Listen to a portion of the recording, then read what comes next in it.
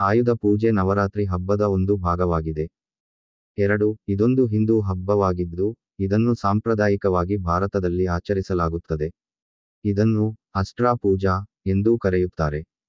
ಸರಳವಾಗಿ ಹೇಳುವುದಾದರೆ, ಇದರ ಅರ್ಥ ವಾದ್ಯಗಳ ಆರಾಧನೆ.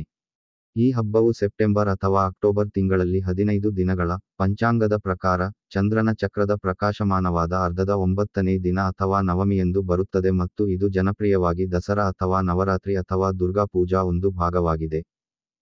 ದಸರಾ ಹಬ್ಬದ 9ನೇ ದಿನ ಶಸ್ತ್ರಾಸ್ತ್ರ ಮತ್ತು ಸಾಧನಗಳನ್ನು ಪೂಜಿಸಲಾಗುತ್ತದೆ.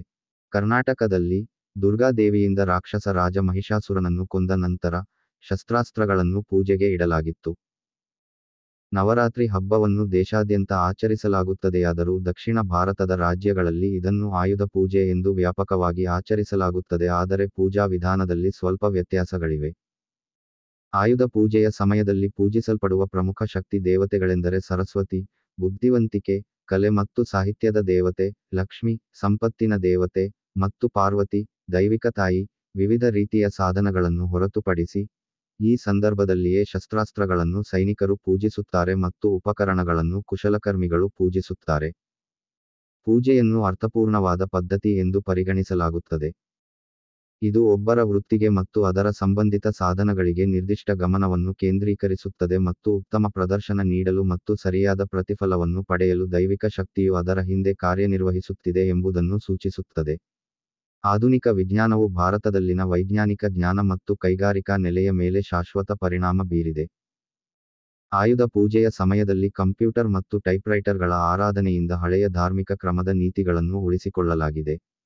ಒರಿಸ್ಸಾದಲ್ಲಿ ನೇಗಿಲಿನಂತಹ ಕೃಷಿಗೆ ಸಾಂಪ್ರದಾಯಿಕವಾಗಿ ಬಳಸುವ ಸಾಧನಗಳು, ಕತ್ತಿ ಮತ್ತು ಕಠಾರಿಗಳಂತಹ ಯುದ್ಧ ಮತ್ತು ಕರಣಿ ಅಥವಾ ಲೆಖನಿ, ಲೋಹದ ಸ್ಟೈಲಸ್ ನಂತಹ ಶಾಸನ ಬರವಣಿಗೆಯನ್ನು ಪೂಜಿಸಲಾಗುತ್ತದೆ.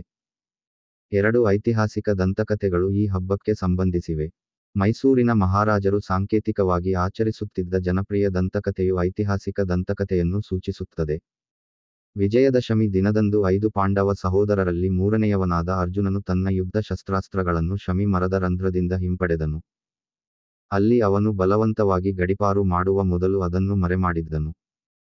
ಕೌರವರ ವಿರುದ್ಧ ಯುದ್ಧಮಾರ್ಗವನ್ನು ಪ್ರಾರಂಭಿಸುವ ಮೊದಲು 13 ವರ್ಷಗಳ ತನ್ನ ವನವಾಸವನ್ನು ಪೂರ್ಣಗೊಳಿಸಿದ ನಂತರ ಅವನು 1 ವರ್ಷದ ಅಜ್ಞಾತವಾಸ ಸೇರಿದಂತೆ ತನ್ನ ಶಸ್ತ್ರಾಸ್ತ್ರಗಳನ್ನು ಹಿಂಪಡೆದನು. ನಂತರದ ಕುರುಕ್ಷೇತ್ರ ಯುದ್ಧದಲ್ಲಿ ಅರ್ಜುನನು ವಿಜಯಶಾಲಿಯಾಗಿದ್ದನು.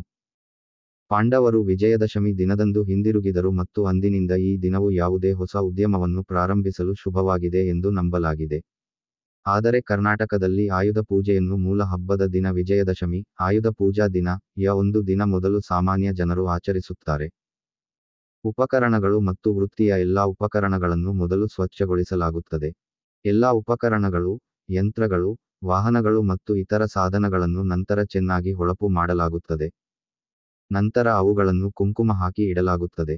ನಂತರ ಪೂಜಾ ದಿನದ ಹಿಂದಿನ ದಿನ ಅವುಗಳನ್ನು ನಿಗದಿಪಡಿಸಿದ ವೇದಿಕೆಯಲ್ಲಿ ಇರಿಸಲಾಗುತ್ತದೆ ಮತ್ತು ಹೂವುಗಳಿಂದ ಅಲಂಕರಿಸಲಾಗುತ್ತದೆ. ನಂತರ ಆಯುಧ ಪೂಜೆಯ ದಿನದಂದು ಅದನ್ನು ಪೂಜಿಸಲಾಗುತ್ತದೆ. ಭಾಗ 2 ಮುಂದುವರಿಯುತ್ತದೆ.